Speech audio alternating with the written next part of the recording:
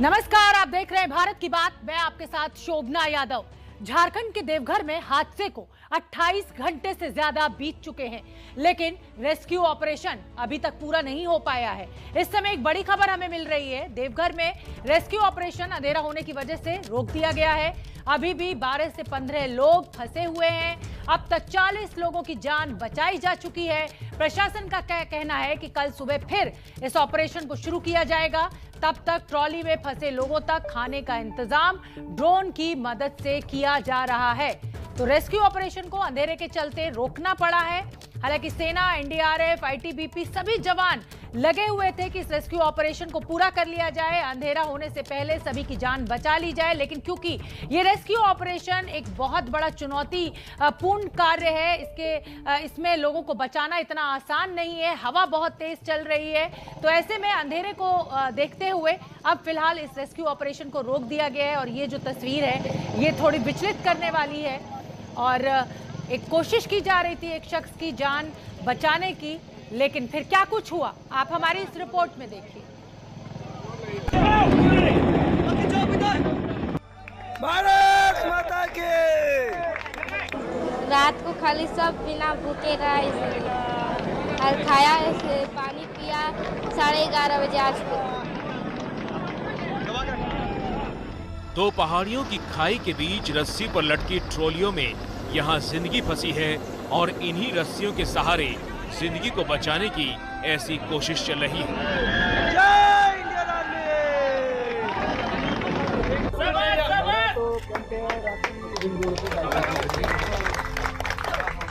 Trolley के पास लटका ये जवान यहाँ लोगों की जान बचाने के लिए आगे बढ़ रहा है। तस्वीरें झारखंड में देवघर की त्रिकुट पहाड़ियों की है।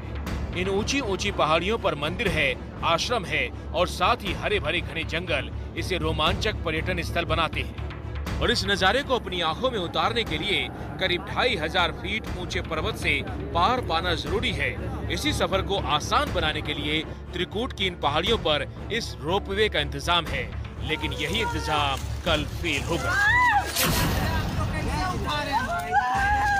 रविवार को यहाँ कई पर्यटक त्रिकुट की इन पहाड़ियों पर पहुँचने के लिए रोपवे पर सवार हुए, लेकिन शाम करीब 4 बजे के बाद रोपवे पर हादसे का ब्रेक लग गया।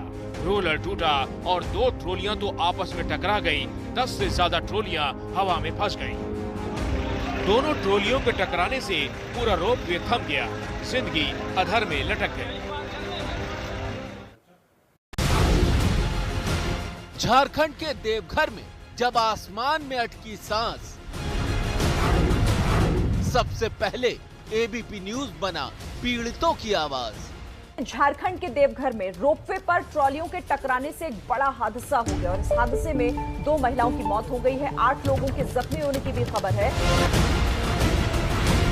एबीपी न्यूज पर खबर के बाद जागा प्रशासन। लोगों को बचाने की शुरू हुई मुहिम। एबीपी न्यूज पर खबर के बाद जागे दूसरे चैनल। एबीपी न्यूज आपको रखे आगे। तो चलिए आगे बढ़ते हैं भारत की बात में। देश में अभी राजस्थान के करौली में लगी हिंसा की आग ठंडी भी नहीं हुई थी कि रामनवमी के मौके पर फिर से हिंसा की आग भड़क उठी। गुजरात, मध्य प्रदेश, राजस्थान, पश्चिम बंगाल और महाराष्ट्र जैसे राज्यों में रामनवमी के मौके पर जमकर हिंसा हुई है। ऐसे में सवाल ये उठता है कि आखिरकार चुनावी राज्यों में बार बार हिंसा की आग कैसे और क्यों भड़क जाती है।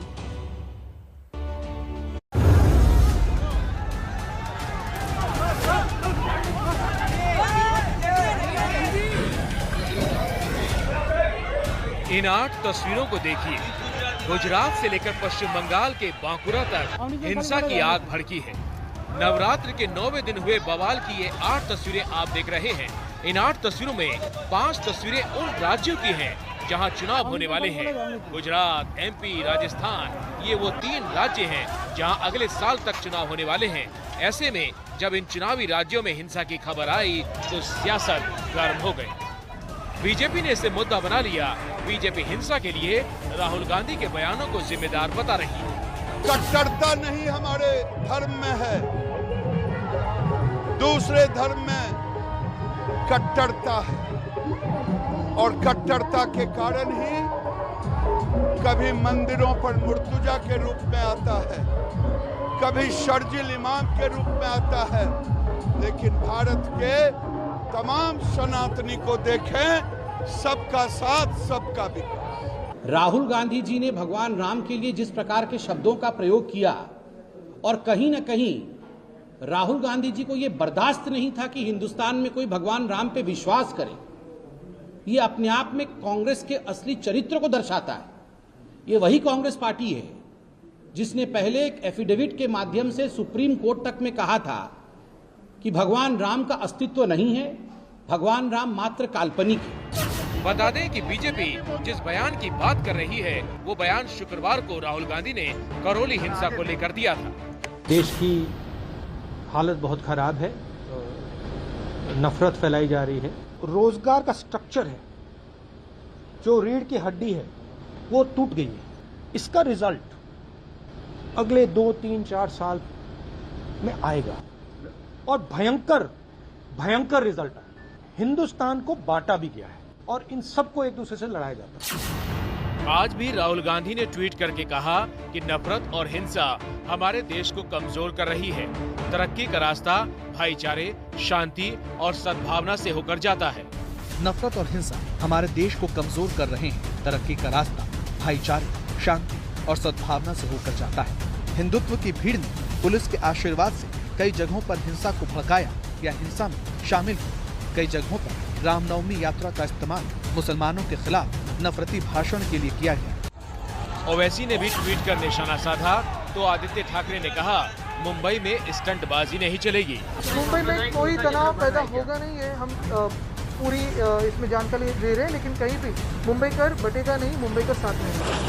तो वहीं दूसरी तरफ एमपी के खरगोन में हिंसा के बाद शिवराज सिंह सरकार का बुलडोजर भी चल गया। एक बात स्पष्ट रूप से बता देना चाहते हैं कि दंगाइयों को लगातार चिन्हित किया जा रहा है। 77 लोग अभी तक गिरफ्तार हो गए हैं। जिस घर से पत्थर आए हैं उस घर को पत्थरों का ही ढेर बनाएंगे। मुख्यमंत्री शिवराज ने दंगों के आरोपियों पर कड़ी कार्रवाई की बात कही है। मध्य प्रदेश की धरती पर दंगाइयों को कोई स्थान नहीं है, चिन्हित कर लिए गए और केवल कार्रवाई का मतलब जेल भेजना नहीं है। जिनने पत्थर चलाए हैं, संपत्तियों को नुकसान पहुंचाया है, उनको दंडित तो किया ही जाएगा। जितना नुकसान हुआ उसकी वसूली भी उनसे की जाएगी। हिंसा की ये आग पश्चिम बंगाल में भी देखने को मिली। हावड़ा और बांकुरा में उपद्रवियों ने जमकर हंगामा किया। बांकुरा में हिंसा के बाद 17 लोगों को पकड़ा गया है, लेकिन घटनाओं ने सियासी रूप ले लिया है। बीजेपी आरोप लगा रही है कि दोनों जगह की हिंसा के पीछे टीएमसी के लोग हैं। পরিকল্পিতভাবে গন্ডগোল করা হয়েছে। মিছিলের মধ্যে মানে শাসক দলের দুর্বৃত্তরা ঢুকে তারা ইট ছুঁড়েছে যাতে মিছিলকে ভণ্ডুল করা যায়। हिंसा की आग पर काबू तो जरूर पा लिया गया, लेकिन सवाल अब भी बरकरार है, आखिर हिंसा की आग किसने भड़काई है। तो भारत की बात में आगे बढ़ते और बात मध्य प्रदेश की करेंगे, जहां बीजेपी नेता उमा भारती ने रायसेन जिले के सोमेश्वर धाम में जलाभिषेक करने का सांकेतिक संकल्प तो पूरा कर लिया, लेकिन सोमेश्वर मंदिर को लेकर आंदोलन का ऐलान कर मध्य प्रदेश की सियासत को गर्म भी कर दिया। उमा भारती ने ऐलान किया है कि जब मंदिर का ताला पूरी तरह से नहीं खुलेगा तब तक वो अन्न ग्रहण नहीं करेंगी।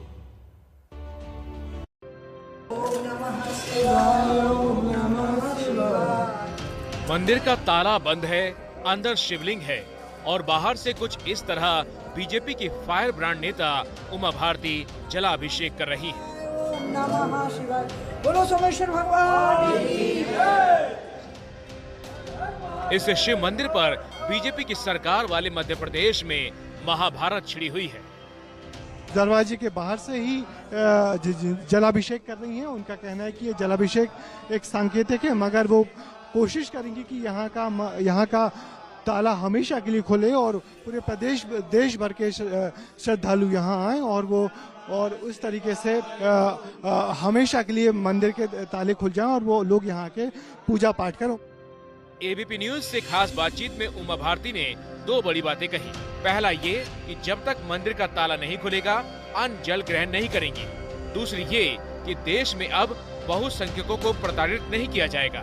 जहां जहां हिंदू मंदिर को ताला लगाया गया है उसे खुलवाने के लिए उमा भारती काम करेंगी। और हमारे हिंदू महासभाई महान पुरुष राधेश्याम वशिष्ठ की तपस्या से ये खुला, शिवरात्रि को खुलता है। मेरी इच्छा है कि ये हमेशा खुले, जैसे शेरशाह सूरी का टॉम हमेशा खुला रहता है, तो उस दरिंदे का खुला रहता है, तो क्या हमारा नहीं खुल सकता है? एमपी के रायसेन जिले में सोमेश्वर धाम मंदिर आजादी के बाद से बंद है। मंदिर ऐतिहासिक धरोहर है और पुरातत्व विभाग एएसआई के अंदर आता है। नियमों की वजह से एएसआई ने यहाँ पूजा बंद की है और सिर्फ शिवरात्रि के दिन मंदिर खोला जाता है। ये कोई पहला मौका नहीं है जब उमा भारती ने अपनी ही सरकार के खिलाफ मोर्चा खोला हो। मध्य प्रदेश में शराबबंदी के मामले को लेकर भी उमा और शिवराज आमने सामने आ चुके हैं, लेकिन केंद्रीय नेताओं की समझाइश पर फिलहाल दोनों नेताओं ने इस मुद्दे पर शांति बनाए रखी है। लेकिन रायसेन के किले में एएसआई के आधिपत्य वाले इस बंदे पर जलाभिषेक की बात कर उमा भारती ने मध्य प्रदेश की राजनीति को एक बार फिर गरमा दिया है। के खिलाफ फिर एक बार विरोध का मंच सजा और पहली बार इस मंच पर एक राज्य के मुख्यमंत्री बैठे। किसानों के मुद्दे पर केंद्र के खिलाफ मंच पर कैसे पहुंच गए राकेश टिकैत, हमारे रिपोर्ट देखिए।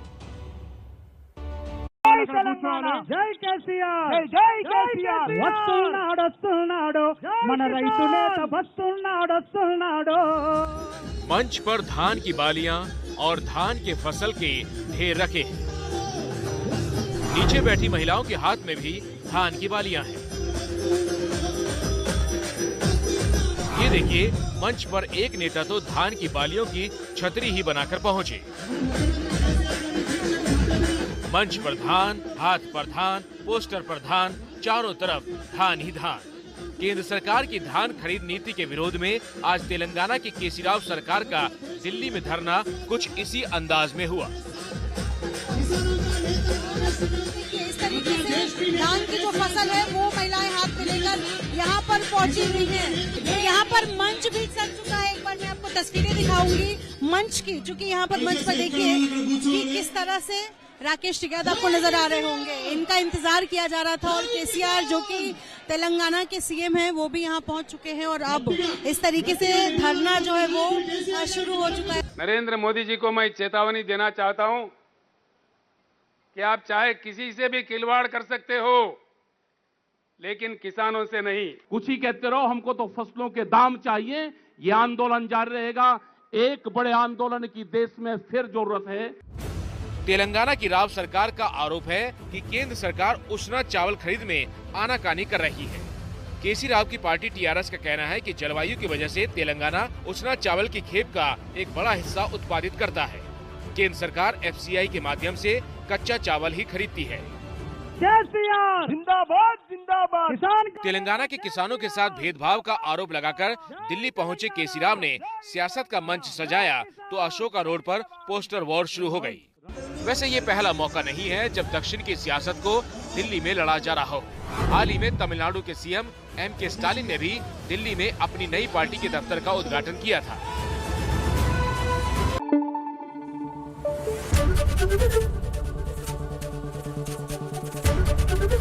एबीपी न्यूज आपको रखे आगे।